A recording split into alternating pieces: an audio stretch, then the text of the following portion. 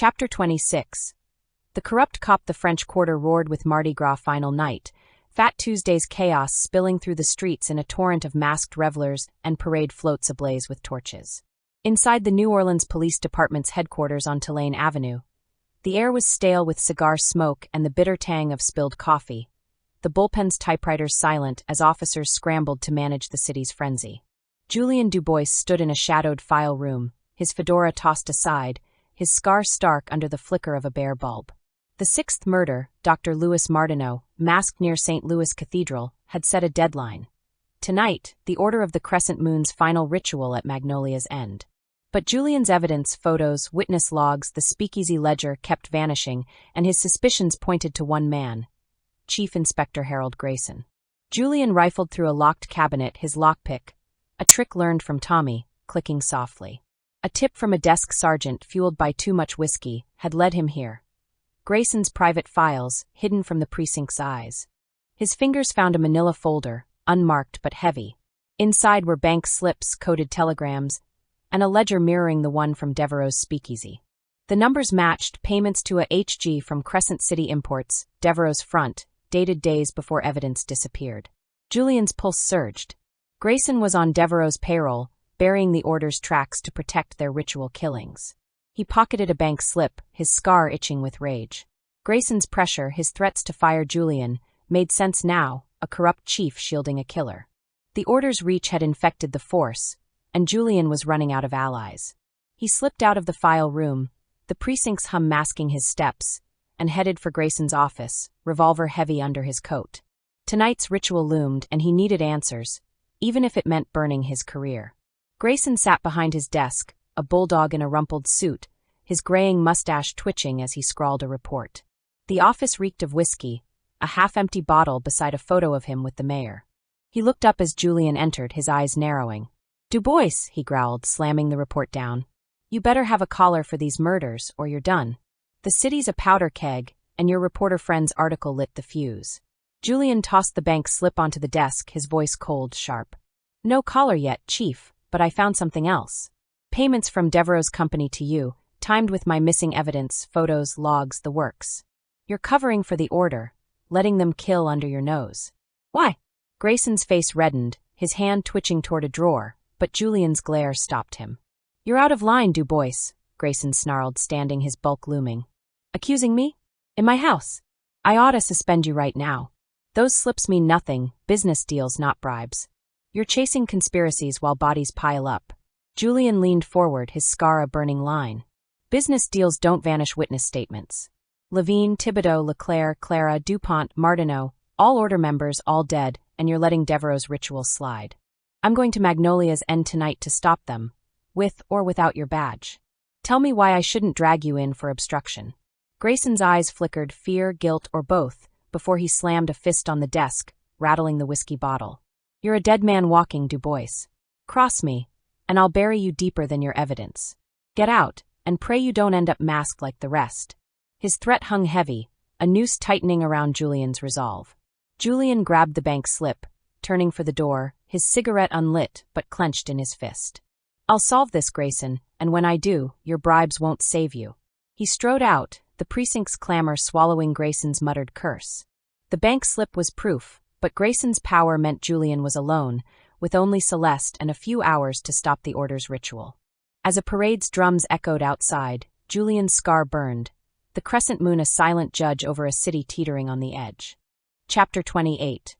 The underground network. The French Quarter was a cauldron of chaos on Fat Tuesday's final hours, its streets choked with Mardi Gras revelers, their sequined masks glinting under torchlit floats. The air thrummed with the wail of saxophones and the sharp crack of firecrackers, the scent of spilled rum and roasted pecans heavy in the night. Julien Dubois crouched in a dank alley off Connie Street, his scar a burning line under the shadow of his fedora. Madame Zora's arrest for the seventh murder, Father Emile Rousseau, masked in her voodoo shop, reeked of a frame-up, and Chief Grayson's corruption confirmed the Order of the Crescent Moon's grip on the city. With the final ritual looming at Magnolia's End, Julien needed a breakthrough, and Tommy Satch Rousseau had promised one. Tommy knelt beside him, his trumpet case discarded, his dark curls damp with sweat.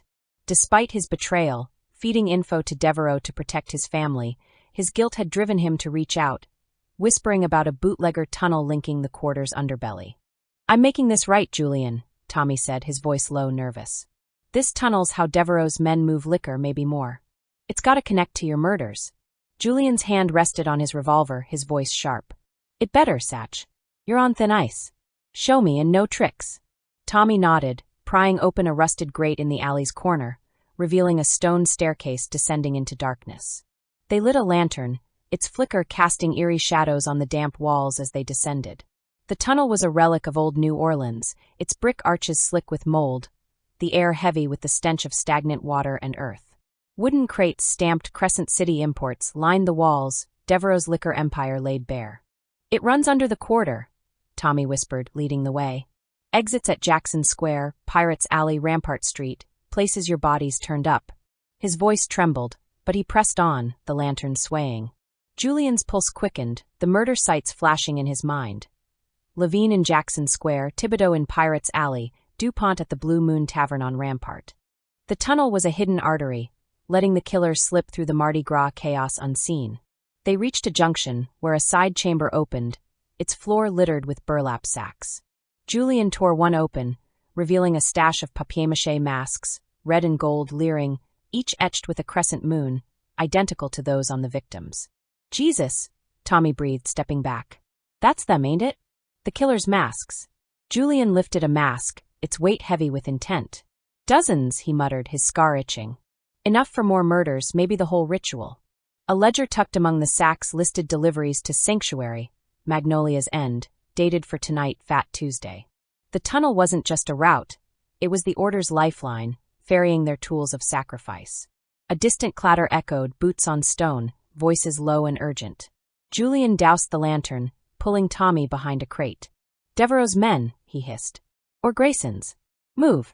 They slipped back to the main tunnel, the darkness their shield, and retraced their steps to the Conti Street grate. Julian shoved Tommy up first, following as the voices grew closer, a flashlight's beam grazing the walls. They emerged into the alley, hearts pounding, the Mardi Gras din swallowing their escape. Julian pocketed a mask and the ledger page, his voice grim. "This ties the murders to Devereaux and Magnolia's End. The tunnel's how they've been one step ahead. But they're nervous. Those men weren't patrolling for fun." Tommy clutched his trumpet case, his eyes wide. "I'm out, Julian, like you said. But you're walking into a trap tonight." Julian lit a cigarette, the match flaring in the alley's gloom. "Trap or not, I'm ending this. Stay clear, Satch. You've done enough." As he merged with the parade's chaos, the crescent moon hung low, a silent witness to the Order's secrets unraveling in the quarter's depths. Chapter 27. The seventh victim. The French Quarter pulsed with the frenzied climax of Fat Tuesday, Mardi Gras final night, its streets choked with revelers in glittering masks and floats crowned with papier-mâché gods. On St. Philip's Street, where the chaos softened to a murmur, Madame Zora Laveau's voodoo shop stood shrouded in dusk, its indigo door ajar. Julian Dubois sprinted toward it, his fedora lost, his scar burning under the gaslight's glow. Grayson's corruption, bribes from Vincent Devereaux, had shaken him, but a panicked call from Celeste about a new murder in Zora's shop pulled him here. The Order's ritual at Magnolia's End was hours away, and Julian feared the killer was tightening their grip. Inside, the shop was a scene of grim violation. The air was thick with incense and the coppery stench of blood, candles toppled from altars, their wax pooling on the floor. Julian's boots crunched on shattered glass as he pushed past two patrolmen, their faces pale. Celeste stood near a shelf of herbs, her notebook trembling in her hands, her amulet glinting. Officer Malone knelt beside a body slumped against an altar, a grotesque papier-mâché mask, red and gold, leering, with a crescent moon etched on its forehead, covering the victim's face. A single stab wound pierced his chest, blood soaking his black clerical robes. "Father Emile Rousseau," Malone muttered, his voice unsteady. "Priest at St. Louis Cathedral. Found 10 minutes ago, when a kid saw blood through the window." Julian crouched, his gloved fingers brushing the mask straps. Rousseau, a confidant to the city's elite, had officiated at the cathedral's Mardi Gras masses, his name whispered in Devereaux's circles. The seventh victim, another Order member, sacrificed in Zora's sacred space. Julian's gaze swept the shop, veves smeared with blood, a gris-gris bag slashed open. "This isn't random," he said, his voice grim. "It's a message staged to point at Zora." Celeste stepped closer, her eyes wide but sharp. Zora's gone, Julian. Patrolman arrested her before I got here, claiming she's the killer. They found a knife with her herbs, blood on it. But it's too neat, too convenient. Julian's scar itched, Grayson's bribes flashing in his mind. Zora, with her warnings about the Order's corrupted ritual, was no murderer. She was a threat to Devereaux, and framing her silenced her voice. She's being set up, he said, standing. Grayson's men or Devereaux's planted that knife. The Order's cleaning house before their ritual tonight. Malone hesitated, glancing at the patrolman. You sure, Dubois? Zora's voodoo, the blood, the symbols, it looks bad. Chief's already calling her the mastermind. Julian's jaw tightened, his cigarette unlit but clenched in his fist. Grayson's dirty, Malone. He's taking Devereaux's money, burying evidence. Zora's a scapegoat to keep us off Magnolia's End, where the real ritual's happening. He turned to Celeste, his voice low. Find Zora's arrest report, see who's pushing it. I'll get her out, but we need to hit the plantation tonight. Celeste nodded, pocketing her notebook, her amulet a faint shield. I'll dig, but be careful, Julian. If they're framing Zora, they know we're close. Julian scanned the shop, the altar's crescent moon medallion glinting in the candlelight. Rousseau's murder, staged here, was a bold strike, meant to distract and discredit. He crushed the cigarette, his resolve steeling. Malone, get the coroner and keep this quiet. No leaks to Grayson's men. Zora's innocent, and I'll prove it. As he stepped into the alley, a parade's drums thundered, their rhythm a countdown to the Order's final ritual. Zora was in chains, the killer was steps ahead, and Julian knew the crescent moon's shadow was closing in, ready to claim its next sacrifice.